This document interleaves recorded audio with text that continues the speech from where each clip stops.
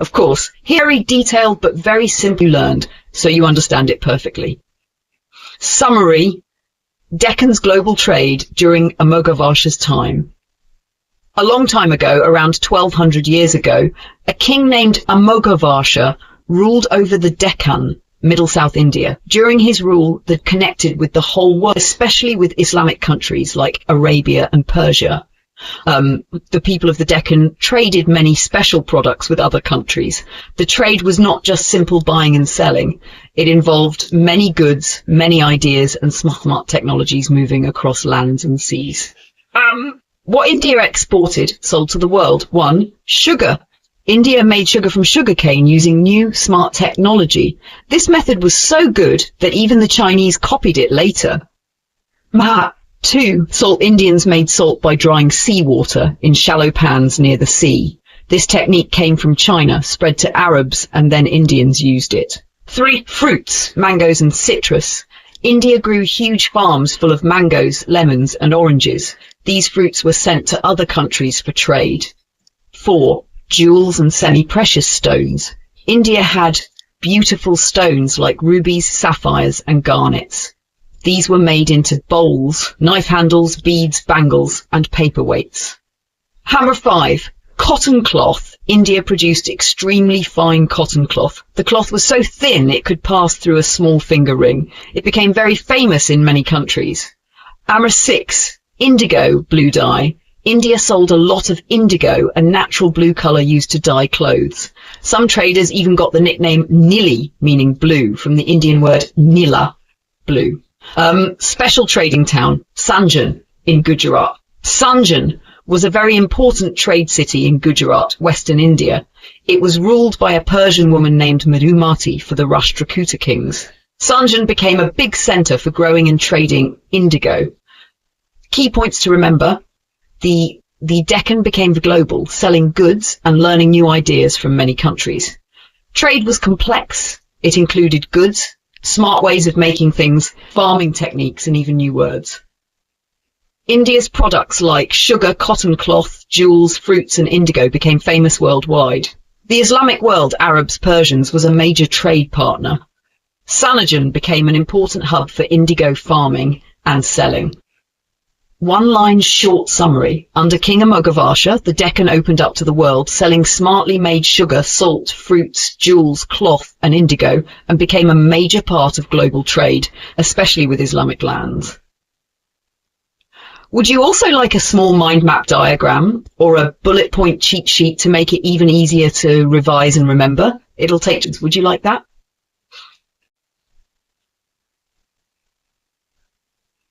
Of course. Here's a great detailed summary of the passage you gave me, explained very clearly and completely. Detailed summary. During the early medieval period, India played a major role in international trade, especially with the Arab world, including Baghdad, the capital of the powerful Abbasid Caliphate. India exported a wide variety of luxury goods to Baghdad. Perfumes and precious spices, such as cloves, nutmeg, pepper, mace, and cardamom, were sent regularly. Rare and exotic animals like peacocks and even elephants were also exported for the private animal collections called menageries of very rich individuals. Indian goods became extremely popular among Arabs. Arab traders and merchants knew about thousands of Indian products. These products filled the luxurious kitchens and fashionable salons, rich people's living spaces, of Baghdad. But it was not just Indian goods that were valued. Indian expertise and knowledge were equally important. In the dangerous political world of the Abbasid court, Indian poisons, swords, and jewelry were highly prized, showing how India's technology and craftsmanship were trusted. The Abbasid rulers actively sought out Indian knowledge in many fields. They combined learning from both East, like India, and West, like Greece, to study subjects like philosophy, spiritualism, cosmology, geography, geology, history, botany, minerals, mathematics, astronomy, astrology, medicine, pharmacology, anatomy, optics, agriculture, irrigation, zoology. Indian scholars, including mathematicians, doctors, physicians, and philosophers, actually migrated to Baghdad They worked in the royal courts of famous Abbasid rulers like al-Mansur and Harun al-Rashid, rulers who lived during the same time as India's early Rashtrakuta dynasty. Many of these Indian scholars worked inside the famous House of Wisdom, a great library and research center in Baghdad. Their ideas, especially in numerals, arithmetic, geometry, and natural philosophy, had a huge influence on the growth of science in the Islamic world.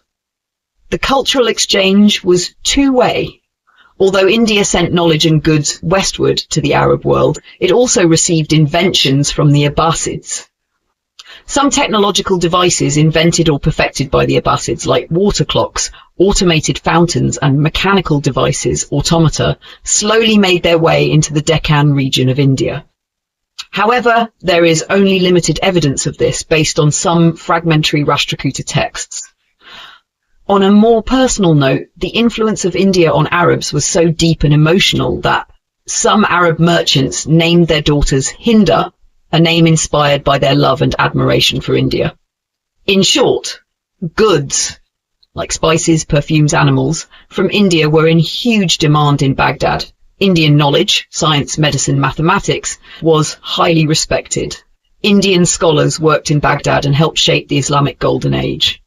There was a two-way exchange. India sent knowledge and received new technology. Some Arab traders loved India personally, even naming their children after it. Would you also like a mind map or a bullet point visual chart summarizing this even further? It can help you revise it very fast if you want it.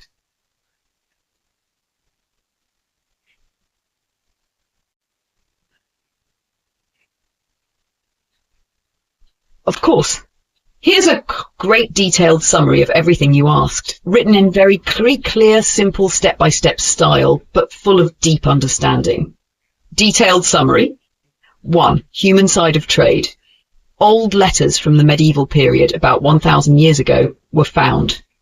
These letters show that Indian traders had real human emotions in business. Friendship. They became true friends. Greed. They also wanted more money sometimes. Adventure. They travelled to exciting, faraway places. Loss. They sometimes lost goods or partners. Sorrow of parting. Felt sad when they had to leave friends or business partners. Key point. Business was not cold. It was full of feelings and stories. 2.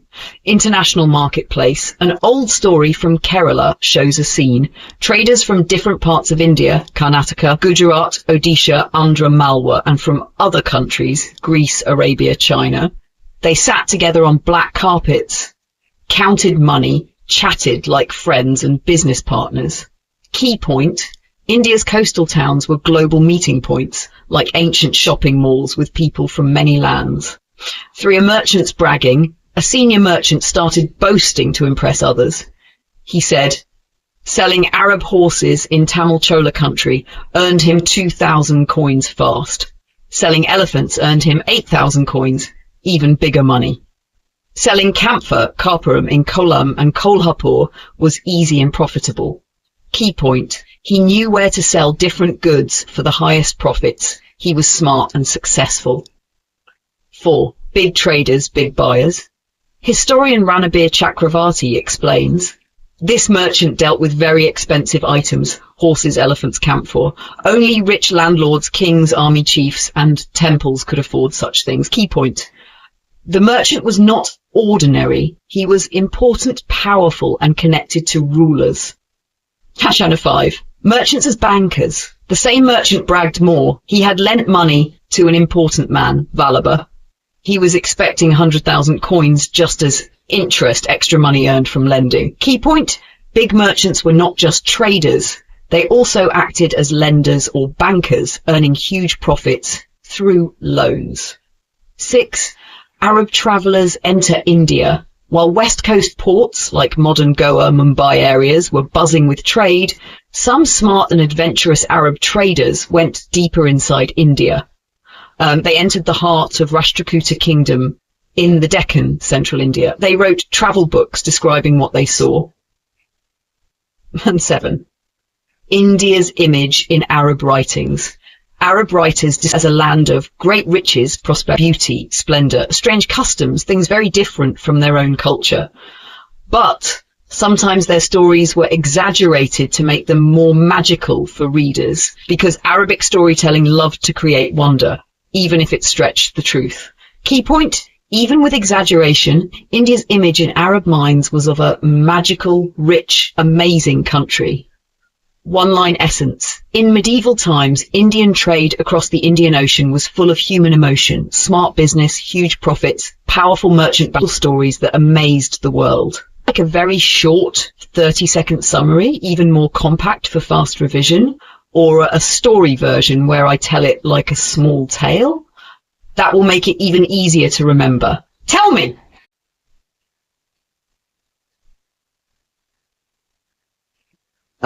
Of course. Here's a great detailed summary of the passage you gave in the simplest and clearest way. Detailed summary. Long ago, an Arab traveller came to India, and he wrote about the things he saw there. He was especially amazed by two things. One, the wandering ascetics in the forests and mountains of the Western Ghats. And two, the beautiful and rich capital city of Rastrakuta Empire, Manyaheta. One, the ascetics, holy men. In the Western Ghats mountain areas, there were holy men called ascetics. These ascetics lived very hard lives to practice spirituality. Some did not wear any clothes at all, but they wore rings on their private parts to stop themselves from getting sexual feelings or having relationships with women. Some wore leopard skins instead of clothes. They had matted hair, tangled hair, wild-looking eyes, and strong body odor because they lived rough lives in the jungle without bathing often. They looked very wild and different, which made a big impression on the Arab visitor. Special story of one ascetic. One ascetic the Arab traveller saw was standing and facing the sun all the time without moving or blinking much. When the Arab traveller 16 years later, the same man was still standing there facing the sun. The traveller was shocked because the mans were not burned or damaged even after so many years under the bright sun. This showed the unbelievable discipline and strength of these Indian ascetics. The Rastrakuta capital, Manyaheta. After talking about the ascetics, the Arab traveller also described Manyaheta, the capital city of the Rastrakuta Empire. By the 9th century, Manyaheta had become a big and rich city because of trade, buying and selling goods, and war profits, wealth gained through battles. How Manyaheta looked. It had many temples, markets and mansions, big rich houses. Rivers surrounded it on 3 sides, which made it easy for travel and defence. There was a moat, a big ditch filled with water, and ramparts, high walls to protect the city. The city was full of banners, flags of the royal family, gods and rich merchants. Special facts. The Rastrakuta king Amoghavasha was credited with making Manyaheta very famous and powerful, not by fighting wars, but by making the city rich through global trade. 3. The Arab traveller's amazing but exaggerated description. The Arab visitor was very impressed with Manyaheta, but he also exaggerated, made things sound even bigger and better than they were. He said things like, 1 million elephants lived in the city and carried goods. This number is clearly an exaggeration. It's way too high. 20,000 idols, statues of gods, were kept in a single temple made of gold, silver and precious jewels. There was a huge idol, statue of a god, about 12 cubits, around 18 feet tall, sitting on a golden throne under a golden dome decorated with pearls, rubies, sapphires and emeralds. He described the city like a magical, super-rich wonderland to impress his readers back in Iraq. 4. The purpose behind his writing. The Arab traveller wanted people in his homeland to know how amazing and wealthy India was. He used colourful and grand descriptions to make India sound like a land of wonders. Even though some details were exaggerated, they show that India was seen as a land of great wealth, power and spirituality. In short, the Arab traveller saw holy men living very tough lives to show their devotion. He saw the Rashtrakuta capital, Manyakea, which was rich, powerful, and filled with beautiful temples and markets. He was stunned and wrote about these things in a way that made them sound even more amazing than they already were. His writings help us understand how outsiders viewed India during the 9th century, a land of wealth, wonder, and deep spirituality. Would you also like me to make an even shorter, super simple bullet point summary for super fast revision, like 10-second quick memory aid? I can do that too if you want.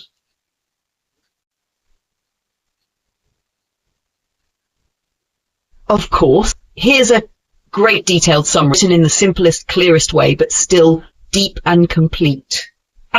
Detailed summary.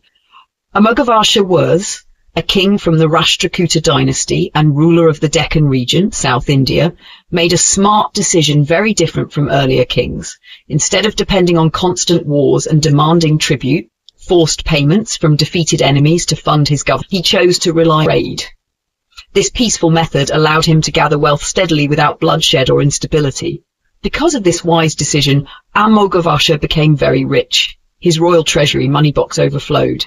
Being young, sophisticated, and culturally refined, he decided to use his wealth for something new and extraordinary, not just for building monuments or sponsoring battles, but to strengthen culture and language. In the early years of his rule, Amoghavarsha had faced challenges. He wasn't a strong military leader. He struggled to personally command and inspire his soldiers. But instead of giving up, he adapted. He became a master of politics, diplomacy, and leadership. He learned to recognize talented individuals, build loyal teams, and govern through wisdom rather than violence.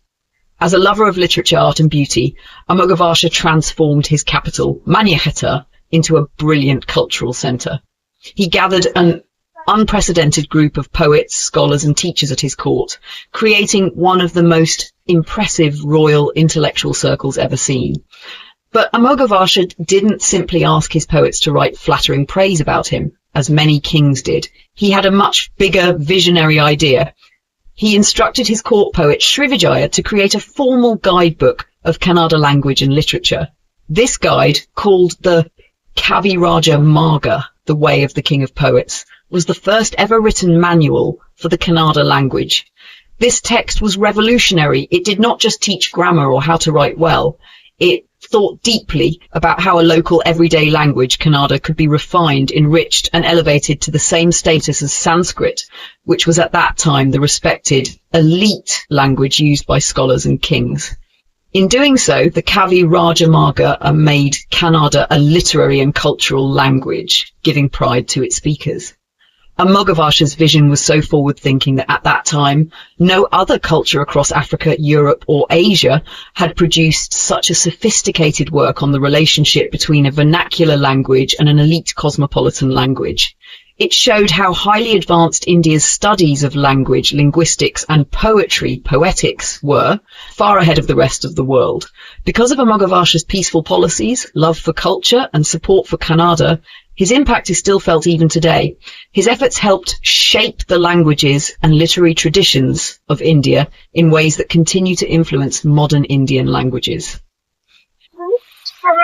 In short, Amoghavarsha chose peaceful trade over war, became rich and used his wealth to promote learning and language, gathered great poets and teachers at his court, ordered the first formal grammar and literary book for Kannada, Kavirajamarga. This book explored how Kannada could be as grand as Sanskrit. India's thinking about language was ahead of the world because of him. His actions still affect Indian languages today. Would you also like me to create a timeline or mind map to make it even easier and faster to remember? If yes, just tell me. Here's a great, detailed and simple summary of the passage you shared about Amoghavarsha and his language revolution using Kavirajamarga. Summary: Amoghavarsha and the rise of courtly Kannada. Amoghavarsha, a wise and culturally rich king of the Rastrakuta dynasty, wanted to make the Kannada language as respected and elegant as Sanskrit, which was then the language of scholars, kings, and religious texts. To achieve this, he and his court poet Srivijaya created a book called Kaviramarga, the Way of the King of Poets. This book was the first of its kind in Kannada literature. It was not just poetry, it was a full guide on how to write beautifully in Kannada, what grammar and poetic styles to use, and how to make Kannada look just as polished and royal as Sanskrit. They based this work on a famous Sanskrit book called Kavyadarsha, written by the old poet Dandin. Dandin's book had shown the limits of the Sanskrit world and described regional styles. In the same way, Amoghavasha's version mapped the Kannada-speaking world between the Godavari and Kaveri rivers and shaped the rules for a royal poetic version of Kannada. This new courtly Kannada became extremely popular. Kings and poets across the Deccan region started writing in Kannada. Kannada was easier to understand than Sanskrit, so more people, commoners too, could enjoy and use it. It gave space for new social groups to join the world of literature and politics. As a result, there was a massive shift. Before Amoghavasha, 741 to 819 CE, 80% of official writings were in Sanskrit. After him, 819 to 94 CE, that dropped to just 50%. By 996 CE, Sanskrit writings fell to just 5% in the region. So Kannada rose, and Sanskrit started to decline in daily and political use, though it still remained important in some elite or sacred areas. Why this was important? Amoghavasha reshaped Indian language history. He empowered Kannada to become a literary, royal and political language. He made language more accessible, helping society become more inclusive. It showed that vernacular local languages could be just as sophisticated as classical ones. Let me know if you want a timeline, chart or flashcards to revise this easily.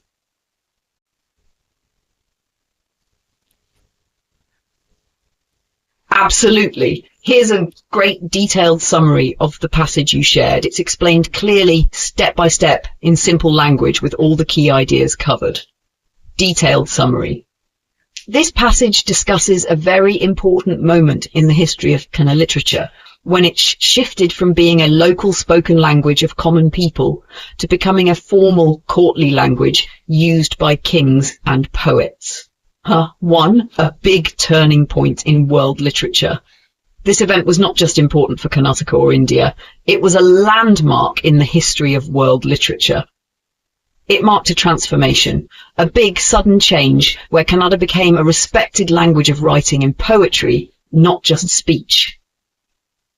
2. King Amoghavasha and his team of great writers. Emperor Amoghavasha of the Rastrakuta dynasty led this change. He worked with famous and highly respected Kannada poets and scholars like Parama Srivijaya, Kavish Pandita Chandra, Lokapala. These names were honorary titles given by the king to reward them for their literary contributions. Impact on future generations of Kannada poets. This shift created a new tradition amongst all Kannada poets who came after, even modern ones today. The moment is described as a rupture in time, meaning it was a major break from the past where something completely new began. 4. A shift in focus, from Sanskrit to Kannada. Before this, Indian kings and writers focused on Sanskrit, which was the elite, high-status language used across India. After the Kannada-speaking kings began to focus more on their local audience, their own people, they started writing in Kannada to build local identity and political power. Kannada already had a rich history among common people. Kannada didn't start with the kings. It had been used by common people, farmers and workers for centuries to tell stories, sing songs, express everyday life. These people didn't care about the fancy rules of Sanskrit. They used Kannada naturally and freely. 6. The king took the people's language and made it royal. The king took this rich, lively, spoken Kannada and turned it into a formal, polished version used at court. Some scholars say this was a kind of appropriation. He took what already belonged to the people and used it to build royal image and power. 7. A thought-provoking question. The passage ends by asking us to think, what did ordinary people feel when their simple, spoken Kannada was turned into a royal elite language? Did they feel proud, or did they feel that their own language was no longer theirs? In short, Amoghavarsha's time marked a major change in Kannada's status. Kannada became a court language, respected and formal. This helped build a strong Kannada literary tradition, but Kannada had already thrived among common people long before it reached the royal court. The king's role may have elevated Kannada, but also transformed it from a people's language to a royal project. Would you also like a timeline-style summary or a table comparing Kannada before and after Amoghavarsha?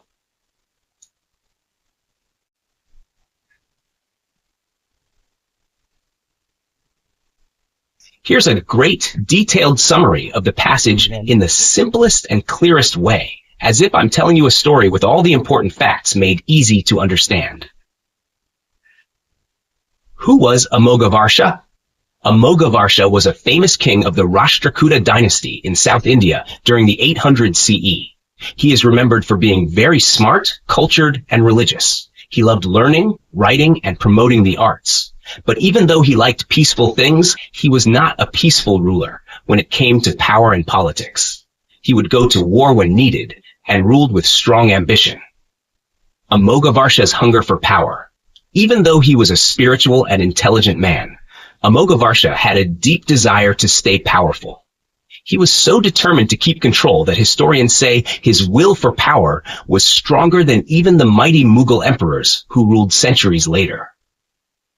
This shows he was not a soft or weak king. He could be ruthless when power was on the line. The rebellion of Dhruva of Lata. Amoghavarsha had a relative named Dhruva who ruled in the rich coastal region of Lata in western India. Dhruva's father, Karkapalamala, had once helped young Amoghavarsha stay king when he was just a boy. But years later, Dhruva rebelled against Amoghavarsha in the 840s, following the common trend of side branches of royal families, called cadet branches, challenging the main line. What happened? Amoghavarsha sent his army. Dhruva was killed, and this sparked a family feud or vendetta, a deep hatred that lasted almost 20 years. The struggle with the Gangas. Another major enemy of Amoghavarsha was the Ganga dynasty, who ruled nearby in Gangavadi, an important region in modern Karnataka. The Gangas felt oppressed by Rashtrakuta rule, and in their official inscriptions, Part-16, they claimed they were trying to bring back light to their kingdom after a dark time under Amoghavarsha's control. In response, by the mid-850s, Amoghavarsha launched a major attack to finally destroy the Ganga resistance completely. Amoghavarsha's peak power. At this point in his life, Amoghavarsha was at his strongest. Foreign visitors, especially from the Arab world, came to see him. They were amazed and called him one of the 4 great kings of the world. The other 3 were 1. The Byzantine emperor, Eastern Roman ruler in Europe. 2. The Chinese emperor, ruler of the powerful Tang dynasty. 3. The Abbasid caliph, head of the Islamic Empire. This means Amoghavarsha was seen as equal to the most powerful rulers on earth at that time. Final war against the Gangas. Amoghavarsha ordered his top general, Bankiya, who led an elite guard made up of the best fighters, to crush the Gangas. The Gangas' land, Gangavadi, was called a tall forest of fig trees, meaning it was strong and hard to defeat. Amoghavarsha's order was to completely destroy them, using powerful words like extirpate, which means to pull out from the root, like destroying a plant entirely. Hot big picture summary. Amoghavarsha was a unique king, deeply spiritual and intellectual, but also a strong, ambitious, and fierce ruler. He dealt with family betrayal, regional rebellions, and power struggles across the Deccan. He was recognized globally as one of the greatest rulers of his time. His reign mixed culture, religion, learning, and military might. He proved that a wise man can also be a warrior, and a peaceful-looking king can be ruthless when needed. Would you like a visual timeline or map showing these events and places to make it even easier to understand? Here's a great, detailed, and easy-to-understand summary of Bankiya's story, based on everything you've read. This version is written in clear, simple language, like the best teacher explaining to a beginner, with all important points covered in a smooth story format. Detailed summary of Bankea's story. Bankea was not born a king. He was the son of a village chieftain, someone who had power only in a local area. But Bankea was brave, smart, and loyal, and during the time of King Amogavarsha, these qualities helped him rise very high. At that time, the king's court, his palace and government, started using the Kannada language and culture more. This was a big shift, because earlier, courts mostly used Sanskrit. Bankea came from the Kannada-speaking elite farmers, not nobles, but respected in their region. Because of the king's new support for Kannada culture, Bankea got a chance to shine. Through his skills in war, his loyalty, and his intelligence, Bankea gained the trust of Amogavarsha. Over time, he was given honorary titles. First, he was called Bankesha, which means Lord Bankea. Later, he became Bankiraja, which means King Bankea. That was a huge jump in status for someone who wasn't born a noble. He even founded a city named Bankapura, which later became an important center for the Jain religion in the Deccan region. This shows he was also a builder and a supporter, not just a warrior. Things took a dark turn when one of Amogavarsha's own sons rebelled. This son joined other relatives in the region of Lada, and together they tried to overthrow the king, who was now elderly and vulnerable. This was a serious, but Bankea was loyal to the king. He rushed back to the capital, Manyaheda, and made a dramatic promise. He said he would end the rebellion within 3 months and make the king feel calm again, or else he would burn himself alive, a ritual called immolation. Bankea acted quickly. He killed the disloyal prince, the king's son, and defeated all the enemies. We don't know all the details of how he did it, but he kept his promise and saved the kingdom. King Amogavarsha was so grateful that he issued a royal edict, a formal statement, praising Bankea's heroism, loyalty, fame, and furious strength in battle. The king also gave him more lands, new titles, and confirmed and even expanded Bankea's donations to Jain temples. Bankea's story is a classic example of someone who rose from humble beginnings, took advantage of cultural change, proved himself in war, stayed loyal in a crisis, and was rewarded with lasting honor and legacy.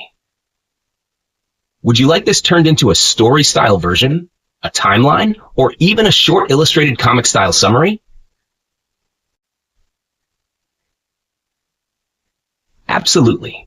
Here's a great, detailed, and clear summary of the passage about King's final years, challenges to key sections for easy understanding. 1.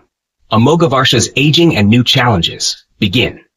As King Amogavarsha became older, around his late 60s to 70s, his long and mostly peaceful rule faced increasing threats, invasions from powerful neighboring kingdoms, rebellions within his empire. This is a common historical pattern. When a strong ruler grows old, opportunity. 2. Pratiharas conquer Western territories. The Pratiharas, a strong dynasty from Western India, were gaining power. They took over Malwa, a rich region in central India, captured parts of Gujarat, weakening Rashtrakuta control. This showed that Rashtrakuta influence in the northwest was shrinking as the Pratiharas advanced. Attack from Vengi, southeast India. A new ruler in Vengi, located in southeast India, modern Andhra Pradesh, began to raid Maharashtra, a core Rashtrakuta region. In response, the Rashtrakutas claimed to have won a huge victory at the Battle of Vingavali. They used grand poetic language to say they had offered the Chalukyas of Vengi as a sacrifice to Yama, the god of death.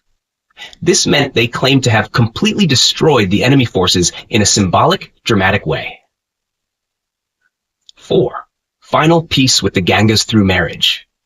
One of Amogavarsha's longest and hardest conflicts was with the Ganga dynasty in Gangavadi, southern Karnataka region. After years of bloody warfare, Amogavarsha, now nearly 70, chose peace instead of more fighting. He married to Ganga princes. This created a formal alliance between the two royal families. The Ganga king, proud to have stood up to the mighty Rash, welcomed the alliance, ending generations of hostility. This peace was very important.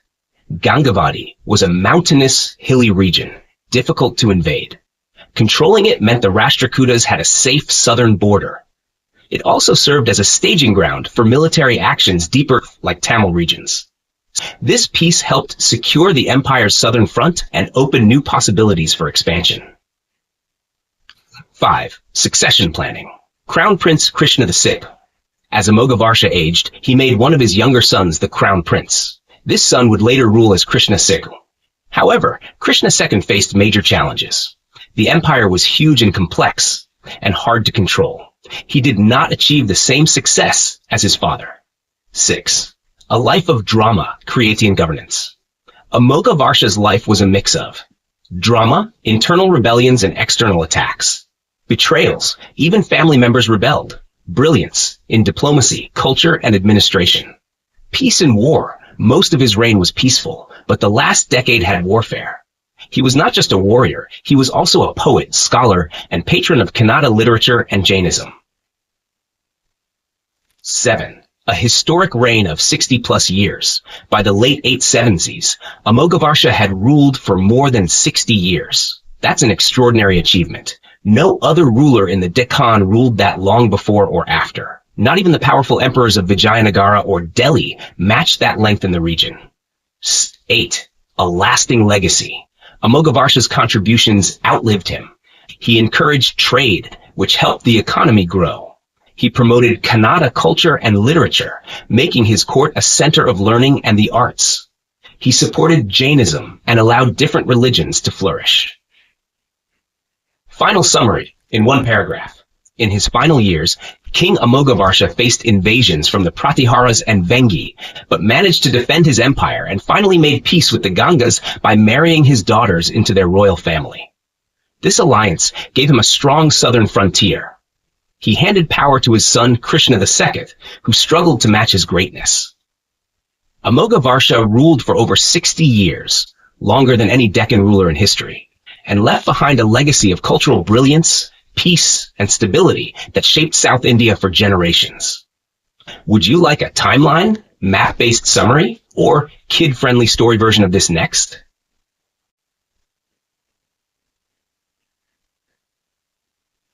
Here's a great, detailed summary of the passage, simplest and clearest way possible, with help you understand it deeply. Summary of the passage on Amogavarsha. Amogavarsha was one of the most powerful and long-ruling kings of the Deccan, southern India. He ruled for over 60 years, which was a very long time for a king. He wasn't just a strong ruler, he was also brave, determined, and wise.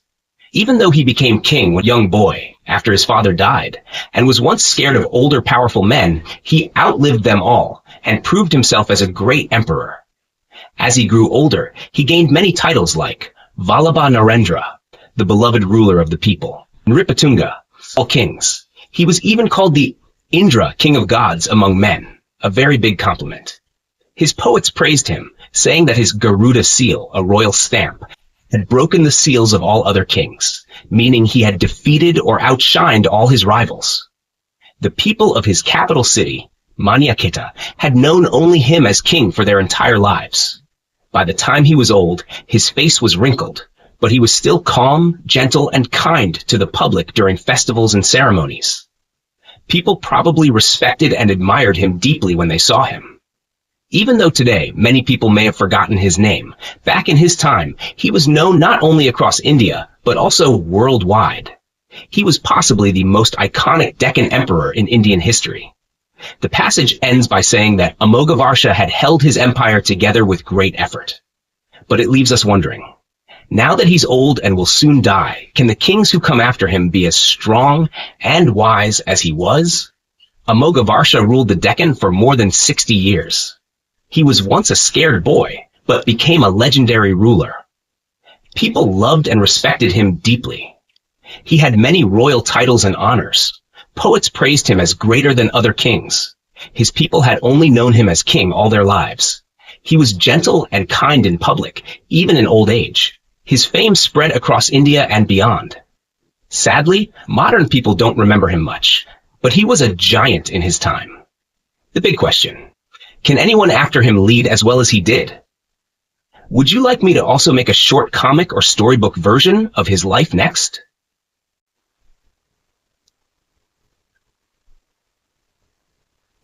Here's a great detailed summary of the passage you gave, written in the simplest language possible, but with deep explanation to help you fully understand. Summary. What happened in the Deccan after Amogavarsha? About 100 years after the famous emperor Amogavarsha ruled the Deccan region of India, the political and cultural scene had changed and developed quite a bit. The Rashtrakuta Empire, which Amogavarsha belonged to, was still powerful, but it now faced new challenges and had new strategies to stay strong. Here's what was going on. 1. Boom in Kannada literature, especially by Jain writers. During this time, there was a huge increase in writing and poetry in Kannada, the local language of Karnataka. Many Jain authors were writing stories, poems, and philosophical texts. This made Kannada culture richer and gave religious and intellectual support to Jainism. Why it matters? This shows that the Rashtrakuta court supported Kannada and Jain culture, helping it grow for future generations. 2. Royal marriages as political tools. The Rashtrakuta kings married into other powerful families, like the Chalukyas of central India, modern Madhya Pradesh, and Chhattisgarh. These marriages were not for love, but to create strong alliances and control politics in more areas. Why it matters? Marriage was a smart political weapon. It allowed the Rashtrakutas to expand their influence without always fighting wars. Gangas became Rashtrakutas' strong allies. The Gangas of Karnataka, once rivals, became loyal friends to the Rashtrakutas over time. This happened mostly through marriages between the two royal families. It was a long-term friendship that began with Amogavarsha and lasted generations. Why it matters? These close ties meant the Rashtrakutas had strong allies in the south, which helped them keep control of the region. Rashtrakutas used violence and tricks in Vengi, Andhra. The Rashtrakutas often attacked Vengi, a kingdom ruled by the Chalukyas. They also made the Chalukya royal family fight among themselves, a kind of divide and rule strategy. This helped the Rashtrakutas keep control and weaken their rivals. Why it matters? This shows how the Rashtrakutas were aggressive and clever, using both military power and political games to control other areas. 5. Local nobles in the Deccan start causing trouble. Powerful local aristocrats, big landlords or generals, in the Deccan began acting more independently. Some of them rebelled or joined enemies of the Rashtrakutas. A few even influenced or interfered in the selection of future Rashtrakuta kings. Why it matters? This shows that the central power of the Rashtrakuta kings was weakening. When nobles get too strong, the empire becomes unstable. Final summary line. Big idea. After Amogavarsha's time, the Rashtrakutas continued to grow culturally and politically by using literature, marriage alliances, and military strength. But at the same time, they began to lose control over powerful local families, which created problems for the empire in the long run. Would you like this turned into a visual timeline, map, or even a comic-style story for easier understanding?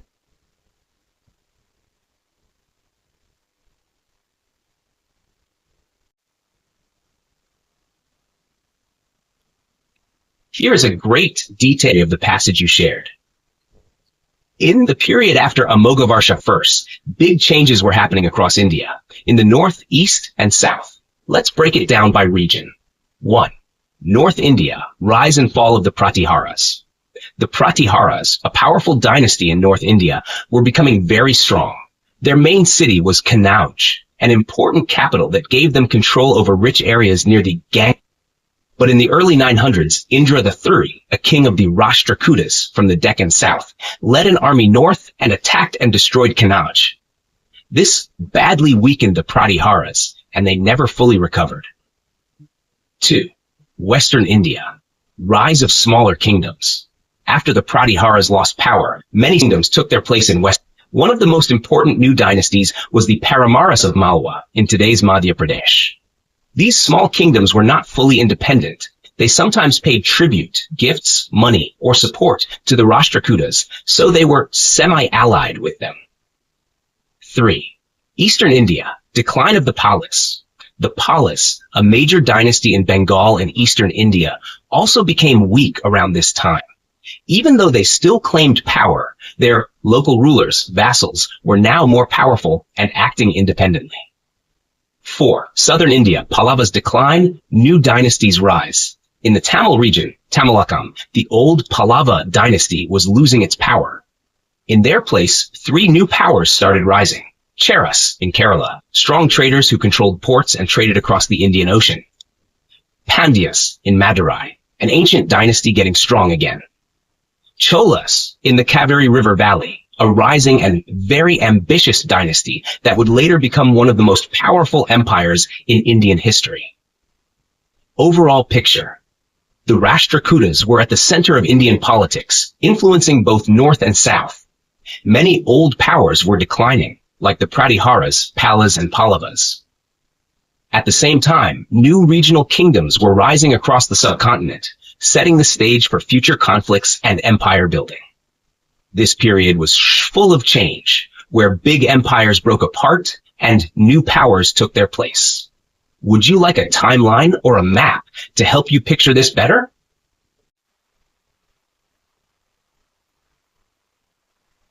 Sure. Here's a great detailed summary of the passage in very simple and clear language, perfect for full understanding. Detailed summary of Krishna III's campaign in the south. In 959 CE, a powerful king from the Rashtrakuta dynasty named Krishna III, a descendant of Amoghavarsha, celebrated a major military victory in a grand way. He built a victory pillar, a tall stone monument to mark his success, and both named after himself, one called Krishneshvara, which means Krishna's Lord, and Ishvara, which connects his name with the sun, showing him as a great warrior. These were built at the southernmost tip of India, showing how far his power had reached, deep into Tamil lands. His big war victory.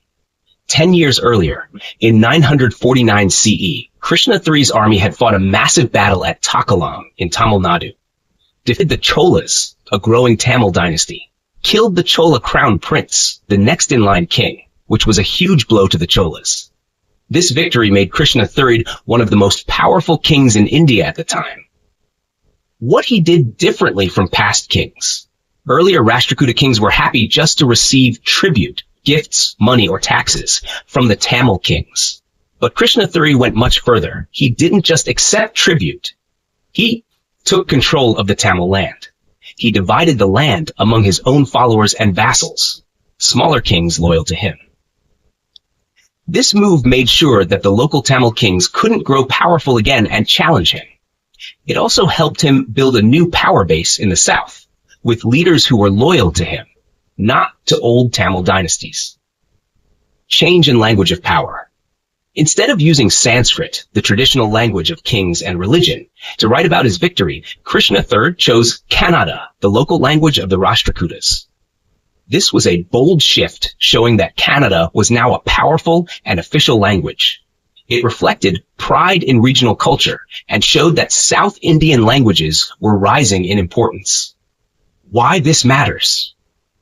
Krishna III's actions were very important in South Indian history because he reached further south than any earlier Rashtrakuta king. He tried to stop future rivals like the Cholas by completely taking over their land. His use of Kannada in official inscriptions showed a cultural shift and growing regional identity. He left strong symbols of power, temples and pillars that told people, I was here and I ruled.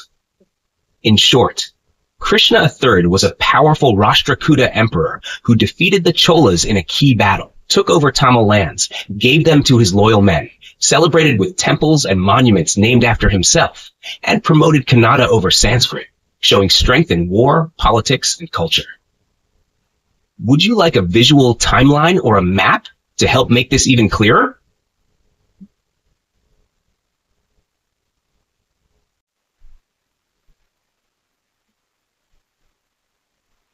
Here is a great detailed summary of the passage in the simplest language possible, so even someone totally new to history can understand it clearly. What happened? In March 959, the king of the Rashtrakuta Empire, Krishna III, built a victory pillar and 2 temples at the southern tip of India.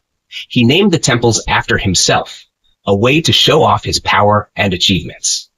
Earlier, in 949, he had won a huge battle at a place called Takkolam in Tamil Nadu. His army killed the crown prince of the Chola dynasty, a rising Tamil power. This was a big blow to the Cholas, and it made Krishna III even more powerful. What made Krishna III different from earlier kings? Previous Rashtrakuta kings were usually happy with just collecting tribute, money, gifts, or support from Tamil kings when they won wars. But Krishna III wanted to go further. He divided the Tamil lands and gave them to his own vassals, loyal followers. This way, he made sure that no other strong Tamil empire could rise and challenge him. It also helped him build a new power base, a region controlled by people loyal to him. Language shift, Kannada over Sanskrit. To celebrate his victory, Krishna III used Kannada, the language of his homeland, in the official writings, inscriptions. Before this, Sanskrit was mostly used in royal records across South India. Using Kannada instead of Sanskrit was a big cultural move. It showed pride in his regional language. It made him seem closer to the local people and soldiers who spoke Kannada. It also followed the example of his ancestor Amogavarsha I, who promoted Kannada in literature and official use. Why was all this important? Krishna III was one of the last great emperors of the Rashtrakuta dynasty. He was very powerful, smart in politics, and expanded the empire more than any ruler before him. His military strength, use of local languages, and control of lands in the south made him unique. But just 5 years after his death, the Rashtrakuta capital city, Maniaketa, was destroyed. This marked the beginning of the end of the Rashtrakuta Empire. Summary in 1 paragraph. Krishna III, a powerful king of the Rashtrakuta Empire, built temples and victory symbols to celebrate his military success, especially after defeating the Cholas in the south. He took full control of Tamil lands, going further than past rulers by giving that land to his own loyal followers to stop new rivals from rising. For the first time, he used Kannada instead of Sanskrit in official writings to show cultural pride and connect with his people. Though he ruled a vast empire and reached the height of Rashtrakuta power, the empire quickly fell apart after his death, showing how fragile even the greatest empires can be. Would you like this explained in a timeline, visual map, to help you remember it better?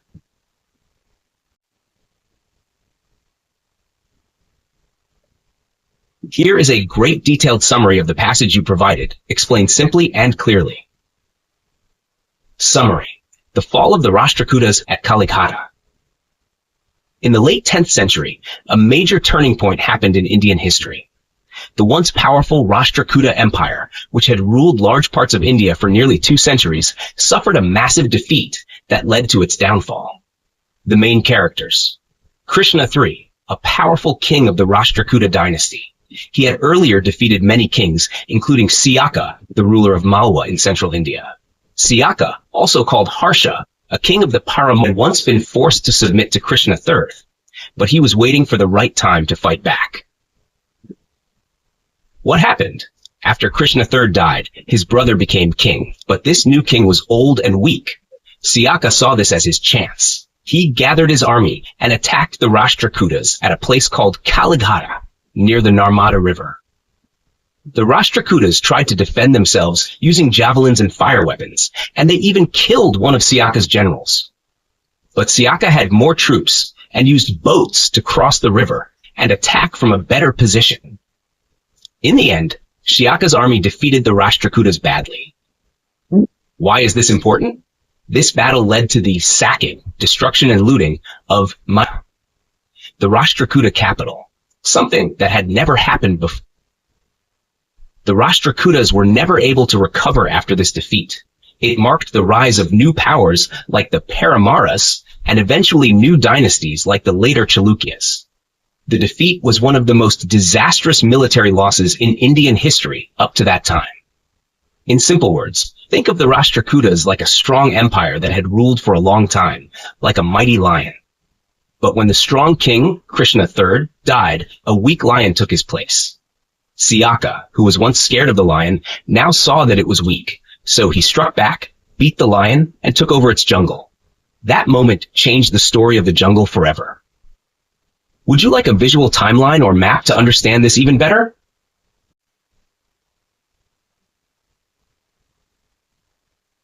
Here is a great, detailed, and simple summary of the entire passage you shared.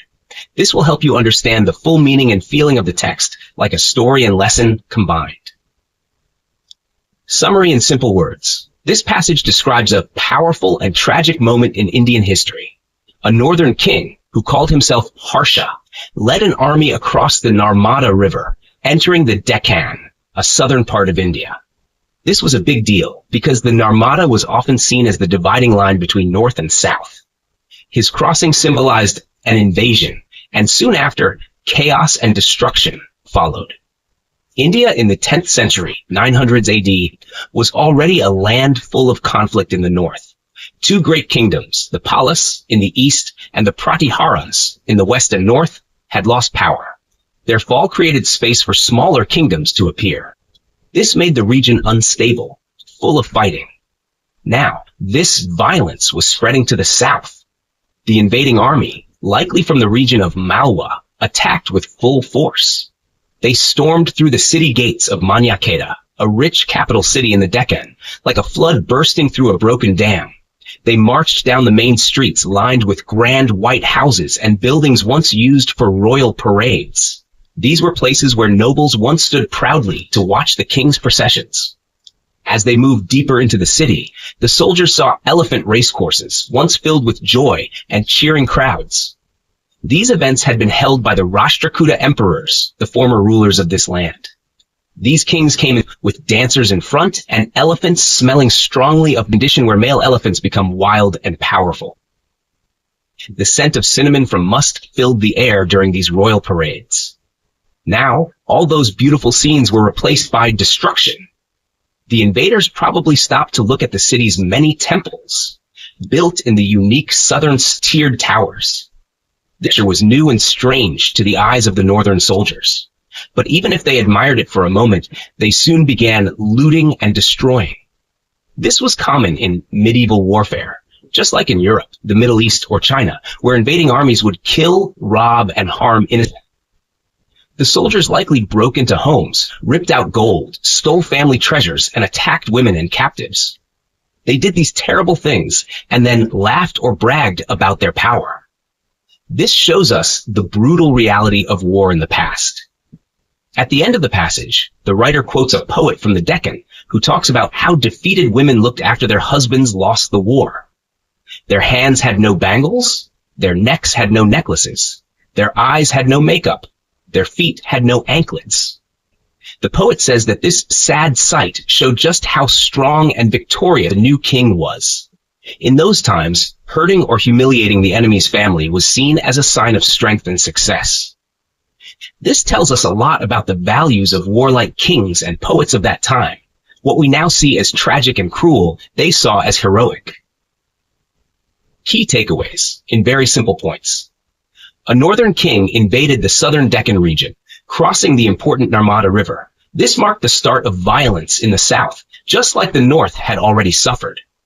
The invaders attacked a rich city called Manyaketa, full of grand buildings and temples. They destroyed everything: temples, houses, public spaces, and harmed the people.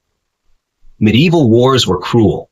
Armies looted, killed, and attacked civilians. The poetry of the time even praised kings for humiliating their enemies' women, showing the harsh mindset of war-loving rulers. The passage gives us both a historical account and a moral reminder of how violent and painful war was in the past. Would you like a time, character list, or a visual map to go with this summary?